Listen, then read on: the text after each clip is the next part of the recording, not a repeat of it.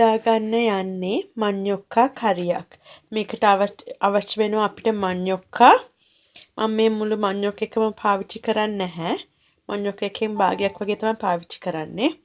පොල් කිරි, වතුර, එතකොට මෙතන තියෙනවා කරපිංචා, සූදුරු, අබ, වේලිච්ච මිරිස් කෑලි දෙකක් කෑලි වලට කඩාගෙන,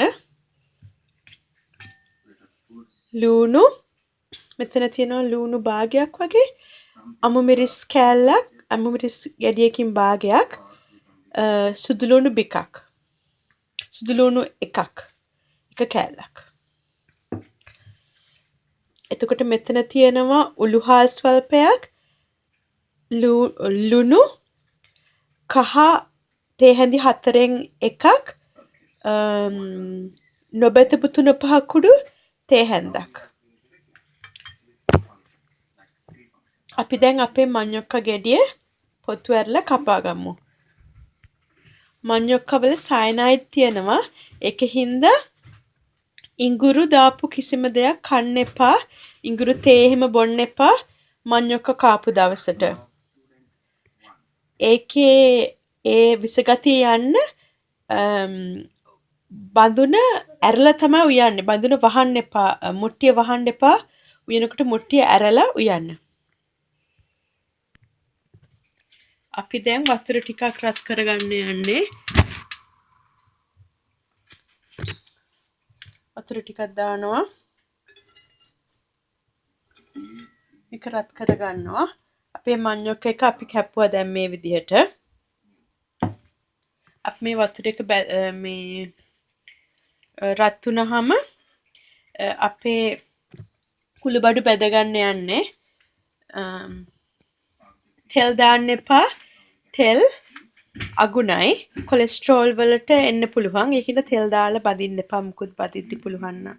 පුළුවන් තරම් තෙල් අඩු කරගන්න බලන්න. අපේ දැන් වතුර එක නටනවා. වතුර එකට මේ එකතු කරගමු. එකතු කරගෙන එක බැදගමු වතුරෙන්.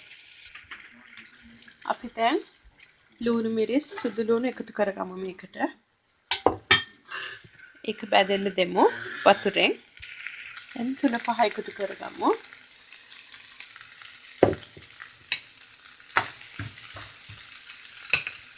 මඤ්ඤොක් එකතු කරගමු.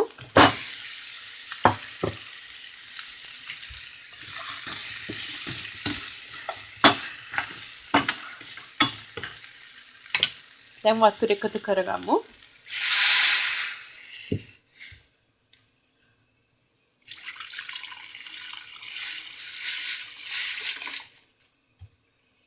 මේක ඉදවනට පස්සේ අපි පොල් කිරි එකතු කරගන්නවා.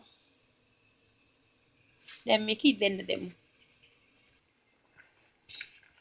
අපේ මඤ්ඤොක් කල දැන් හොඳට තැම්බිලා ඉවරයි. මම දැන් ඒකට පොල් කිරි දමා ගන්නවා. මම මේ පොල් කිරි ටික ඔක්කොම දමා ගන්නවා. ඒක කලවම් කරලා උයා ගන්නවා.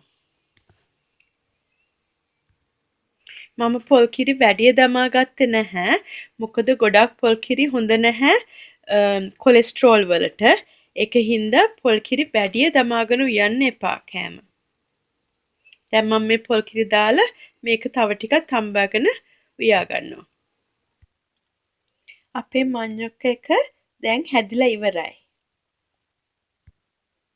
මේ තියෙන්නේ අපේ මඤ්ඤොක්කා කරිය. බොහොම ස්තුතියි.